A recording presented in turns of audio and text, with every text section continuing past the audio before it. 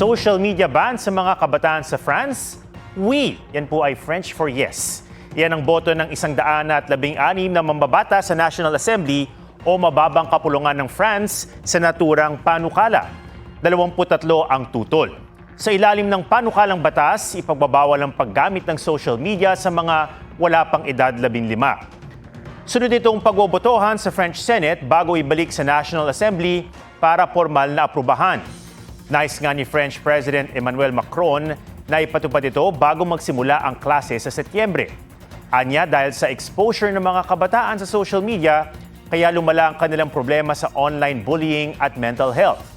Suportado niya umiiral ngayong social media ban ng Australia sa mga wala pang 16 na taong gulang at pinag-aaralan din ng parehong akbang sa Britanya, Espanya, Denmark at Greece.